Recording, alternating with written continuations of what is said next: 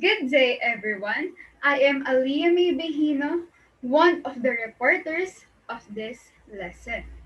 So, the lesson that was assigned to us was Lesson 8, which talks about business model.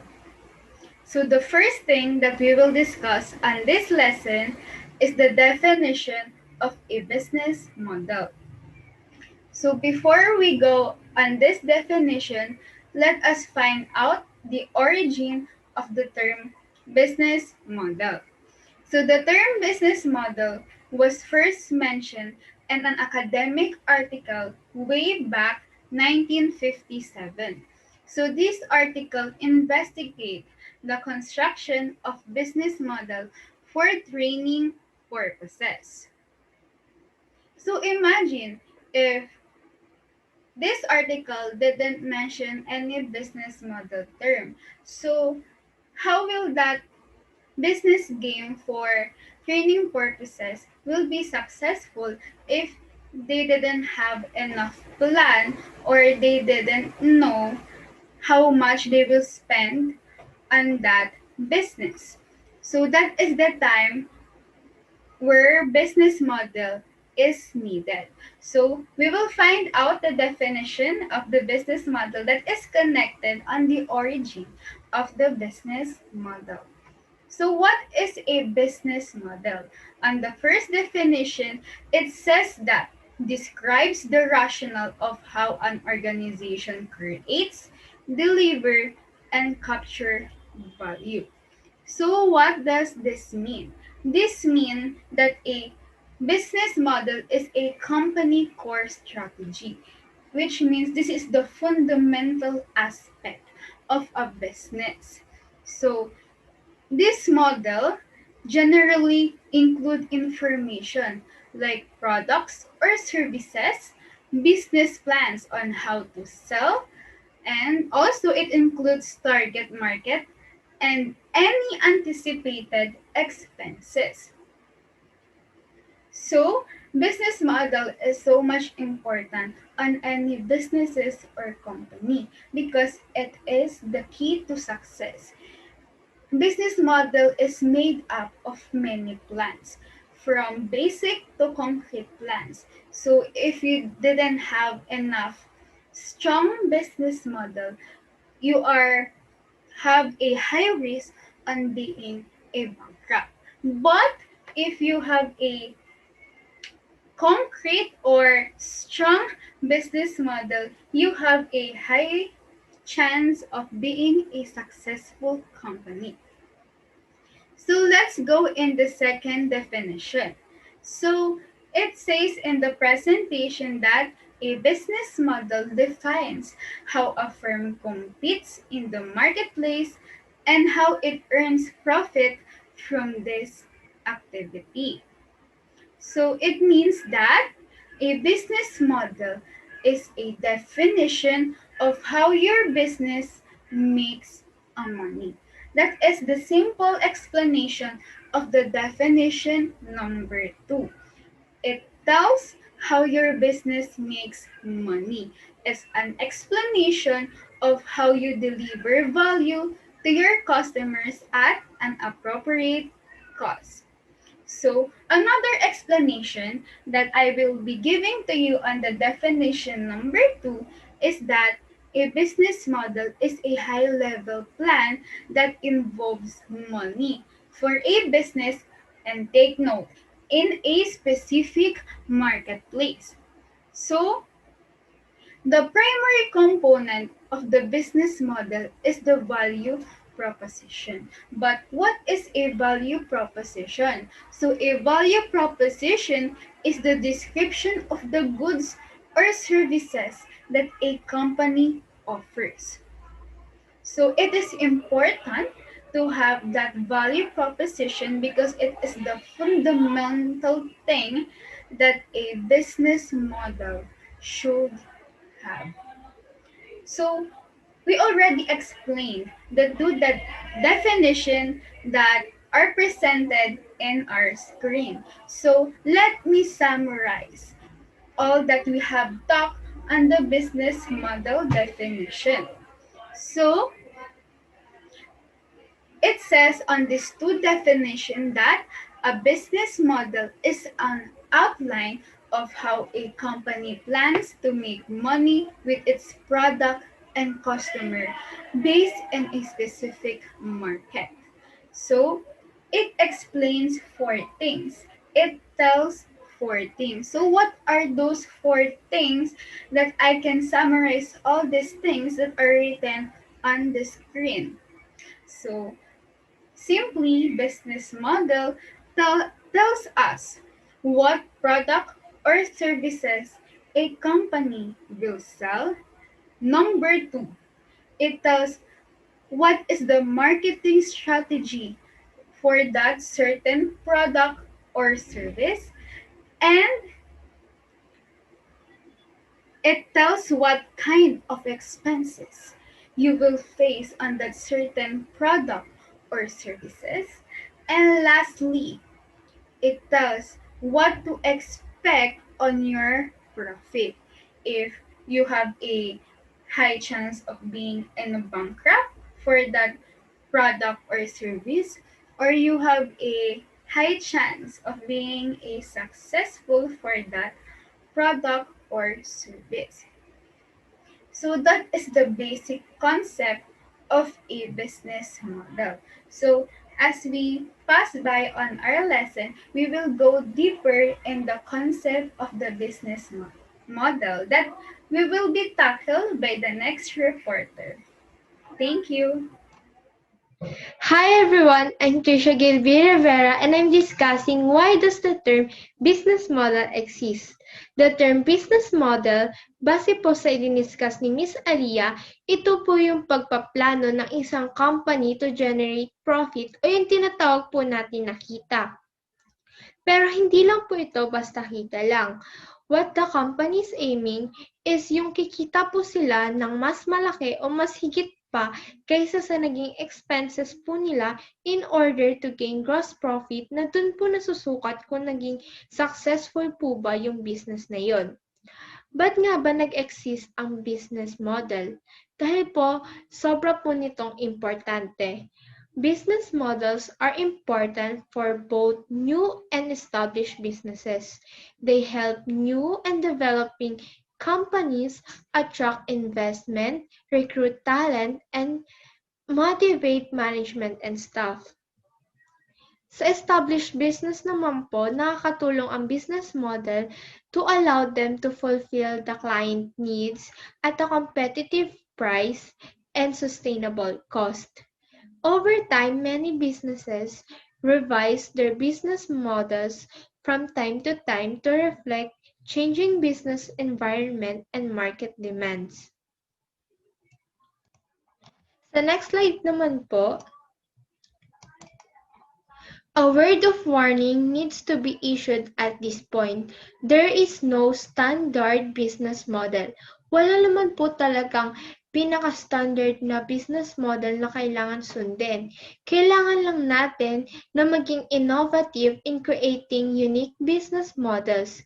Just keep in mind though that we don't have to come up with a new business model to have an effective strategy. Instead, we could take an existing business model and offer it to different customers. For example po, sa Amerika, almost food business po na makikita po natin doon ay nag-o-offer ng American food. Syempre naman po, di ba? Pero, one of our fellow Filipino na nakatira doon, naisip niya bakit hindi po siya mag-franchise ng Jollibee. Na alam naman po natin na Jollibee is a Filipino fast food. So, bakit niya po kaya yun naisip na mag-franchise ng Jollibee? Dahil po, marami din pong Pilipino ang nakatira doon na alam po natin na posibleng papatok po ito sa kanila. And now, let's proceed to the 9 basics blocks of business model na i-discuss po ni Miss Jam. Good day everyone! So, mahalaga sa business na alam mo kung sino yung target market mo. Mahalaga rin na alam mo kung bakit ka nagsisimula at kung bakit ka nagpapatuloy. So, in this topic, malalaman nyo kung ano ba talaga yung customer segment. Dito sa customer segment, masasagot mo kung yung tanong na for whom we are creating value and who are our most important customers. Dahil ang customer segment is one of the most important building block in the business model canvas. So getting this building block right is key to your success. To ensure a business appeal to its customer segment, the business must work to understand who the customer is. They can be recognized by evaluating the customer's environment, experiences, and general context. All these factors contribute to how the customer will respond to your product. Customers or clients can be segmented into distinct groups based on needs, behaviors, and traits that they share. But first, you must know, remember, and consider that a startup cannot always reach all of its potential customer segment on its opening day. So, it is important to figure out who your most important or profitable customers will be and focus on that segment to start with. So, here are the types of customer segments. Number 1, mass market. From the name itself, alam naman natin na mass, so pangkalahatan siya kumbaga. In this type of market, it focuses on a large group of customers without really distinguishing between different types of customers, and it aims to satisfy a set of broadly similar needs and problems. So, ang example nito ay food, basic life staple like toothbrush, toothpaste, etc. And syempre, nandun din yung consumer electronics. Dito sa mass market na to, dito sa type ng customer segment na to, nakafocus siya sa pangkalahatan. Hindi niya inaalam kung ano ba talaga yung specific na need ng tao na ganun kasi pangkalahatan to. So kahit sino kailangan naman talaga ang food, 'di ba? So next, niche market. It is quite opposite from a mass market because in niche market, it only focuses on a very specific group of customers. So dito naman, kung sa mass market, hindi siya nakafocus sa iisang grupo lang. Dito sa niche, nakafocus siya. The next is segmented market. It is one which you have multiple different groups of customers with different set of needs and problems. In this case, you would provide the same product or services with a slightly different value proposition to meet the varying customer's need. So, dito sa segmented, meron kang multiple different groups of customers at meron din silang different set of needs and problems na kailangan ma-satisfy. And dito, in case na makapag-provide ka ng same product or services na kapares sa ibang market, dito, at least kahit may slightly different value proposition ka na mamimit yung problems and needs nila. The next is diversified market. So, dito sa diversified market, it is an organization with a diversified customer business model. It serves two unrelated customer segments with very different needs and problems. So, an example nito ay a company may decide to diversify its activities by expanding into markets or products that are related to its current business. For example, an auto car company may diversify by adding a new car model or expanding by into a related market like trucks. Additionally, expansion can be relatively easy because the skills and knowledge to run the new business are similar to those the company already possesses. So, dito sa diversified na to, nagkaroon lang ng expansion, improvement, and some improvements nga, pero same pa rin siya dun sa existing, hindi siya mahihirapan, kumbaga. Hindi siya mahihirapan kasi may background knowledge na siya or experience dun sa already exist niya na business. So, dito naman tayo sa multi-sided or also known as two-way market or two-sided network. So, ano nga ba to? In this type of market, it serves two interdependent customer segments. An example of this is a credit card company. It interacts with both the cardholder and the merchants who accept those cards. So, ang isa pang example nito ay ang Google. Bakit ang Google? Kasi ang Google, it attracts customers through its value proposition of an expensive and efficient search engine, but also attract advertisers through the promise that ads will reach a large population of customers. To identify who will be your customer, mahalaga rin na meron tayong gagamitin para malaman natin kung sino ba yung mga magiging customer natin and ano ba yung mga magiging future trends and demands. So, eto, gagamit tayo ng demographic data. It is very useful for business to understand how to market to customers and plan strategically for future trends and consumer demand. Customer segment may also be defined through demographics such as age, ethnicity, profession, gender, location, income level, religion, family status, etc. Or they can be also defined under psychographic factors such as spending behavior, interest, and motivation. Ang mga question na under dito sa value proposition ay makakatulong upang makagawa ka ng good and first impression. So, ito yung mga questions. What value do we deliver to the customer? Ano nga ba yung mga halaga na gusto mong ihatid sa iyong mga customer? Which one of our customers' problem are we helping to solve? Which customer needs are we satisfying? What bundles of products and services are we offering to each customer segment? So, ayan, nandyan na yung mga tanong na kung ano nga ba yung mga products and services mo na may offer mo sa mga customer upang masolusyonan yung mga problema nila at masatisfy yung mga needs nila. Tayo sa value proposition. Ano nga ba yung value proposition na yan at bakit nga ba siya mahalaga sa isang business model canvas? So, ang value proposition stands as a promise by a company to a customer or market segment.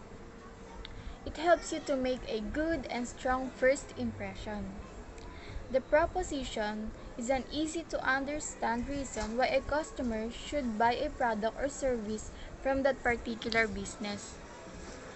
And it should be clearly explained how a product fills a need.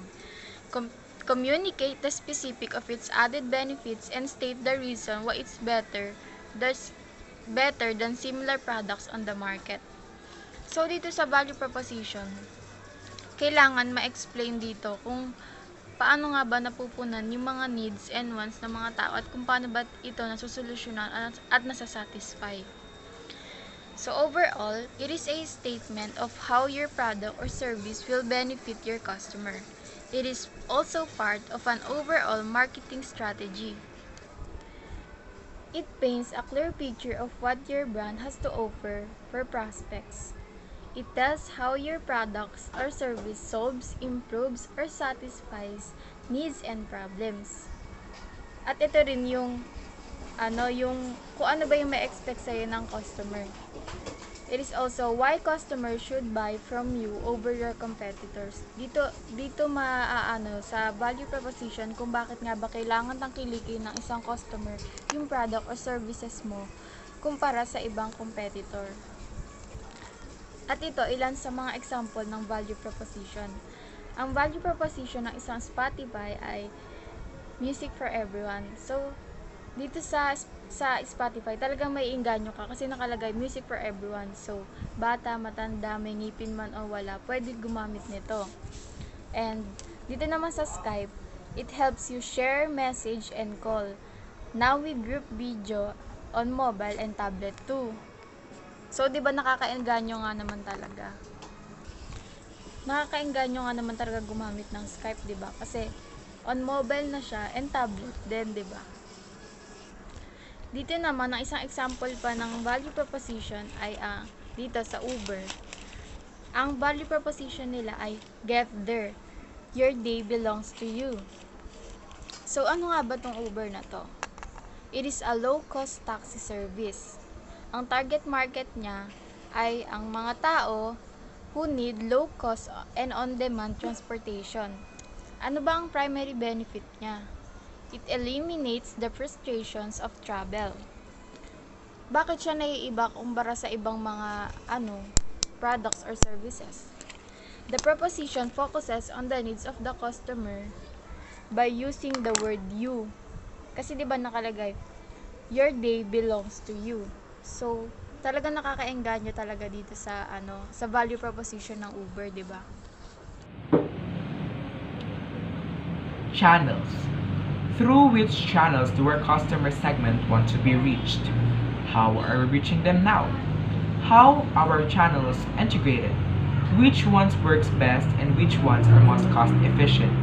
How are we integrating them with customers' routines? Picking the right channel strategy for your business is a critical success factor, and that would be the approach for marketing, for selling, and for customer support. We will walk through with some of the options to think about so that you can document your assumptions, your hypothesis around your channel strategy, so you can go test it with customers and increase the likelihood that you're going to pick the right strategy for your business. We're marching to different segments on the canvas, with covered value proposition and customer segment, and now we're focused to channel strategy. The channel, as one of the building blocks of business model, describes how company communicates with and reaches its customer segment to deliver its value proposition. It is important to understand which pathway or channels is best for a company to reach your customers. Basically, katulad lang ito ng channels in communication. It serves as a bridge for two parties to communicate with one another. What do I mean by that? Ang channel ang nagsisilbing way ng company to know what their consumers wants and needs. Ano ba ang bebenta sa mga mamimili? Marami ring iba't ibang channel strategy na pag-uusapan natin mamaya. So kanina sabi ko 'di ba, it serves as a bridge for two parties to communicate with one another. So katulad to nung sa communication. 'Di ba sa communication process, meron tayong sender and receiver. For this, ang nagiging sender natin is the company. Company acts as the sender and the consumer acts as the receiver, no? Ang ginagawa, nagsisend ang company natin ng mga iba't ibang options ng products. And then, nare-receive to ng mga consumers. And then, isisend ulit ng message ang consumers natin papunta naman sa company. Yun ang tinatawag nating feedback. No? Yun yung sinasabi kong channels, no? Nag-uusap silang dalawa, nagko-communicate ang company and ang consumers kung paano ba may improve ng company ang mga products na ibinibenta nila. Yun. What are the functions of channels? Ano ba ang nagagawa ng channels para makatulong sa business? First, it raises awareness among customers about company's products and services, helping customers evaluate a company value proposition, allowing value proposition to customers, providing post-purchase customer support. No? So, yun. Business channels can be direct or indirect channels. Business channels can be direct or indirect. Katulad to sa communication channels na communication can be verbal or non-verbal, no? Parang kunwari, direct, verbal, sinasabi natin harap-harapan. Non-verbal, indirect, we use sign languages and notes, no? Nagigets niyo ba? Do I make any sense? Channel has 5 phases. As if naman sasagot kayo. Okay. Types of channel phases. First, awareness. How do we raise awareness about our company's products and services? Paano ba natin maipapakilala ang kumpanya natin at ang produktong ibinibenta nito? Siyempre, nag-iisa, una talagang pumapasok sa isip natin is advertising. Through advertising, by means of any ways, no? Like word of mouth, social media, or newspaper, and marami pang iba, no?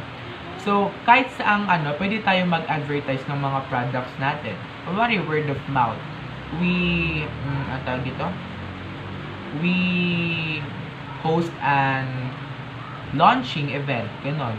Para ilo-launch natin yung mga products na ibibenta natin sa market. Through social media, we create some advertising videos, commercials, ganon. Newspapers, no,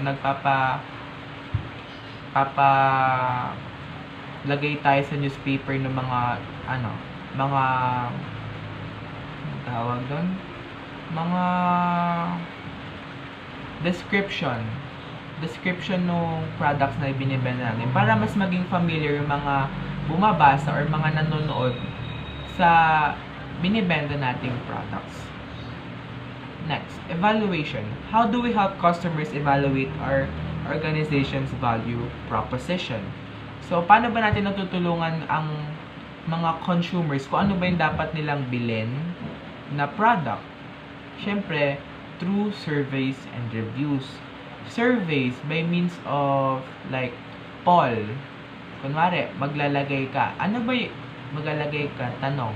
Ano ba yung best na gumagana sa'yo? Maglalagay ka ng product A, product B, tapos antayin mo yung result. Kunwari, in just like one day, antayin mo kung ano yung mas madaming votes, no? True votes, parang ganun. Surveys din yun eh. Tapos, kunwari, yung magpapasagot ka, how do we, kunwari, is this product works with you? Parang mga ganong klaseng mga tanong, no? Next, reviews. Reviews, parang ito yung sa mga reviews yung, kunwari, yung sa mga sikat, mga vloggers, no? Kunwari, sponsoran mo sila for one video. Just, padala mo sa kanila yung product nila, tapos i-review nila yon, tapos kung ano yung mga insights nila. Ganun yung mga reviews para mas ma-encourage yung mga fans nila na bumili ng mga products natin. O kaya yung mga, syempre, yung mga nakakaalam sa products na to. Alangan naman magbenta ka ng skincare, tapos ipa-review mo sa, nag-hardware, di ba? Syempre, dun mo siya papareview sa mga, mga dermatologist, may mga alam sa skincare, products, mga ganon. Next, purchase. How do we allow customers to purchase specific products and services? So, yun. Alam niyo ba yung web versus brick and mortar? Siyempre, as if naman sasagot kayo, di ba? So, yun. Yung web versus brick and mortar, ito siya. Instead, these digital natives sell products online through a website and virtual shopping cart. Orders are entered remotely, and the goods are then mailed to the customers. Brick and mortar business, by contrast, in physical locations, they might consist of single outlet or chain store. Self-checkout. So, yun. Ibig sabihin, binibigay natin ng freedom yung consumers natin or customers na mamili kung ano ba yung gusto nilang products na bilhin. Alam naman tayo mag-decide para sa kanila. O sige, ikaw Noe, ikaw Jace. O, kayong dalawa, ikaw Noe.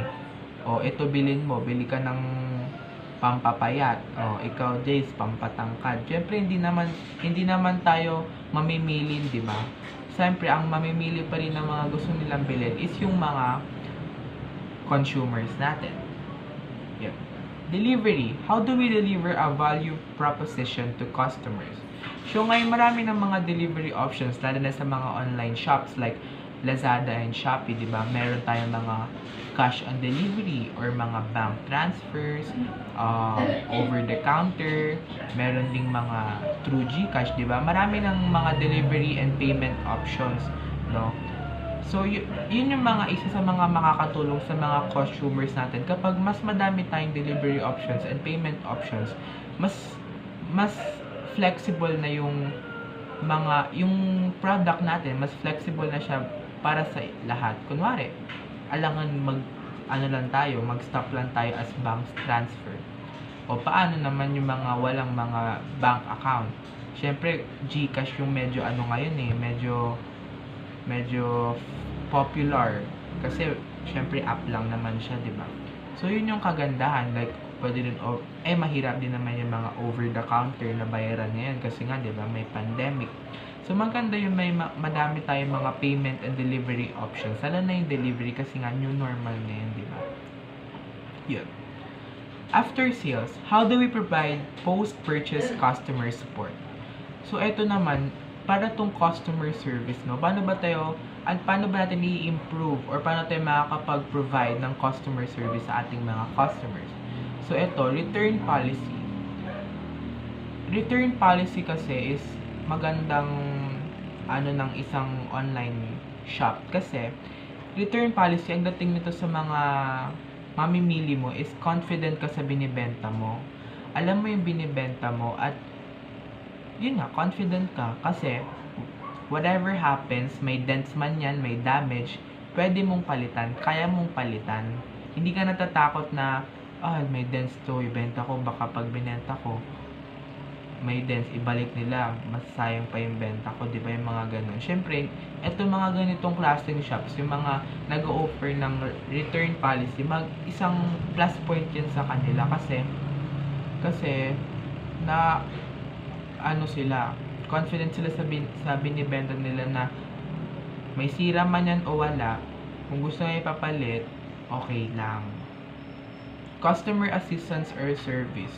Maganda na kahit after ng nabili na sa'yo yung products mo, maganda pa rin na chine-check mo pa rin yung mga consumers mo. Like, nasatisfy ba sila? Hingi ka ng feedbacks, ng reviews, or ng recommendations, yung mga ganun. Kasi yun din man makakatulong sa shop mo. So, nakikita nyo yung communication doon, yung channels doon, na nakakapag-communicate sila kung ano ba yung kagandahan, advantages and disadvantages ng products nila.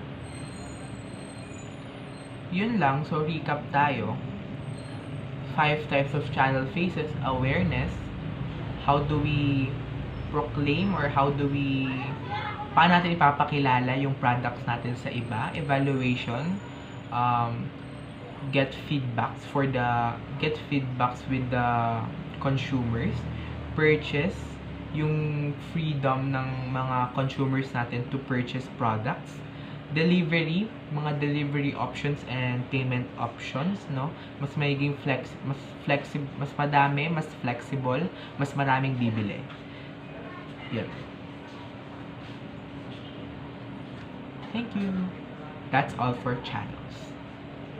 Next. So, the next building blocks of our business model are customer relationship and revenue stream. First, what is customer relationship?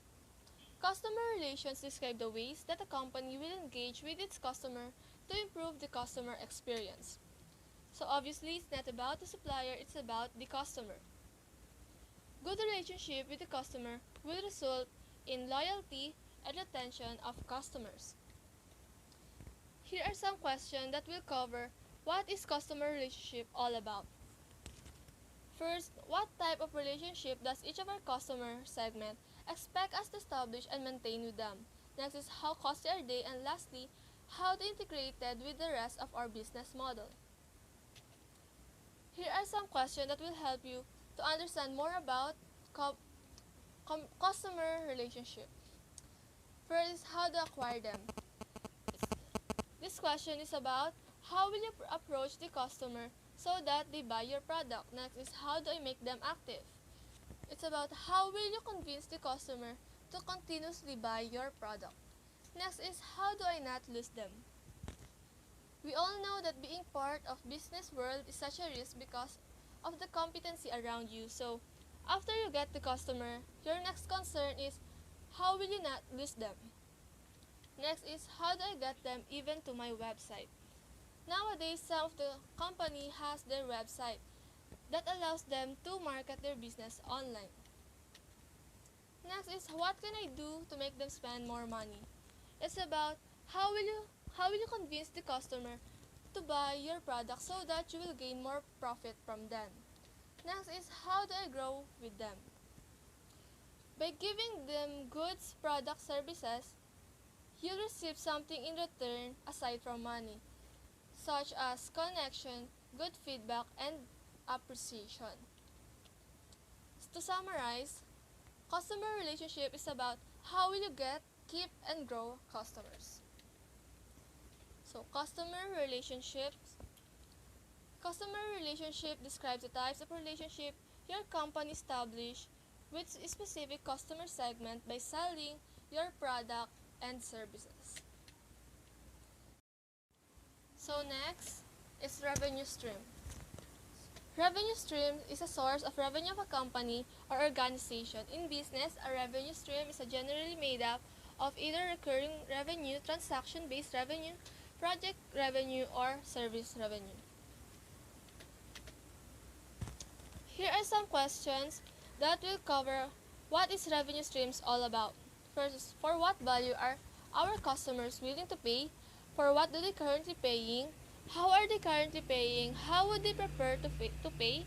How much does each revenue stream contribute to overall revenues?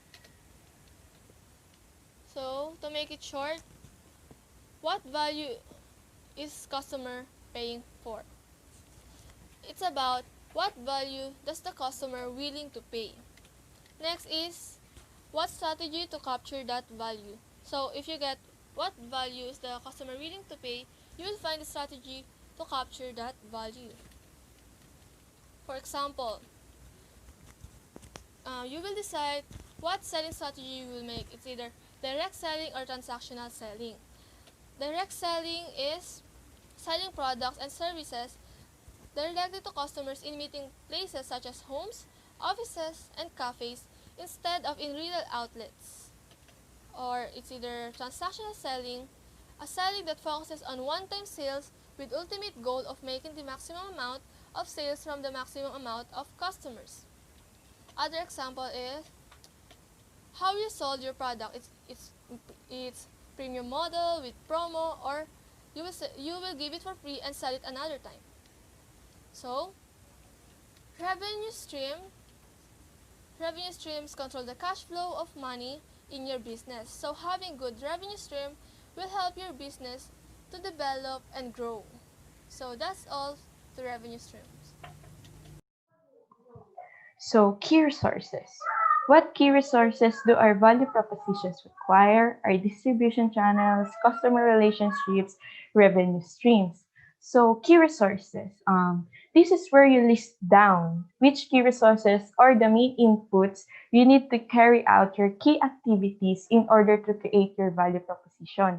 Ang sinasabi lang dito sa key resources ito, ang key resources ay asset of the organization to how it provides value to its customer. It is important to begin with listing all the resources.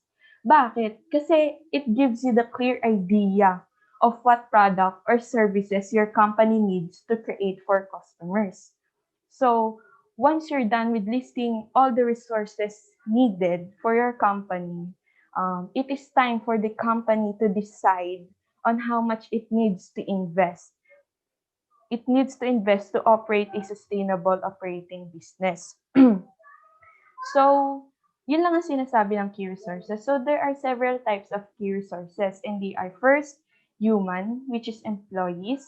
Second, financial, which is cash, lines of credit, etc. Third, intellectual. Ito yung mga brand, patents, IP, copyrights. And then lastly is the physical. Ito yung mga equipment, building. So, yun lang yung sinasabi ng sa key resources. Siya yung assets of the organization. So, dito sa seventh step, yung key activities. So, what key activities do our value propositions require? Our distribution channels, customer relationships, revenue streams. So, dito sa key activities, ang parang main question lang dyan sa key activities is, what are the activities or tasks that need to be completed to fulfill your business purpose? So, dito sa section ng key activities na to, you should list down all the key activities you need to make your business work. So, ang sinasabi lang dito, lahat ng activities na magwo-work para sa iyong business model. Etong key activities na to, sinasabi na most important process that need to occur for the business model to be effective. So, important process daw siya kasi ito yung parang nagtetest kung yung business model mo ba ay effective. So, this key activity should focus on fulfilling its value proposition, reaching customer segments, and maintaining customer relationships, and generating revenue. So, there are three categories of key activities. First is the production. Ito sa production, umiikot lang siya sa designing, manufacturing, and delivering of products in significant quantities. So, ang second category naman is problem solving. Dito, nag-find ka ng new solutions sa mga individual problems na fini-face ng iyong customer. So, third category is the platform or network. Umiikot lang siya sa creating and maintaining platform. So, yun yung sinasabi ng key activities. Number 8, key partners. Key partners are the relationships that you have with other businesses, such as governmental or non-consumer entities that may help your business model work. This partnership that you will undoubtedly created will help you to force your business model work in areas that you wouldn't be inefficient for you to do it. In business, your key partners are the relationships that your business has with other businesses to ensure your business model will be successful. We often think of our customers as end users of our product and services, but in reality, our customers are the most often simply the next link in the chain. To our customers, we are their key partners. Without what we sell to them, they could not produce their output. So sa key partnership, dito nagpapalitan ng ideas ang seller at producer para sa produkto na ilalabas nila. Para na rin mas ma-enhance at mas makilala ang produkto na ilalabas nila at mas tangkilikin ng mga buyers. Let's consider buying a new car. There are literally thousands of key partnership relationships that made the car happen. If you were the car manufacturer, your key partners are the companies that make the tires, rims, and the brakes. Moreover, if you were the tire company, you have key partnership with rubber suppliers and the steel company that supplies you with the steel cords used to manufacture tires. Each making the supply has key partners that help the company do what it does. So sa key partners, meron din mga tanong like, who are the key partners, who are the key suppliers, and which key activities do they perform? Number 9, cost structure. Cost structure define all the costs and expenses that your company will incur while operating the business model. In order to populate the cost structure block of your business model canvas, your team must consider the most important costs to your business and create hypotheses for these expenses. This may include employees, infrastructure, costs associated with all activities as well as sourcing through key partnerships. Cost structure refers to the various types of expenses a business incurs and is typically composed of fixed and variable costs. Even within a company, cost structure may vary between product lines, divisions, or business units due to the distinct type of activities they perform. So, ang example ng cost structures is sales commissions, product cost of labor and raw materials used in manufacturing. So, all in all, ang cost structures ay tumutukoy sa lahat ng gastos na nakukuha o inilalabas ng isang kumpanya. So, included din dito is what are the most important costs inherent in our business model, which key resources are the most expensive, which key activities are most expensive.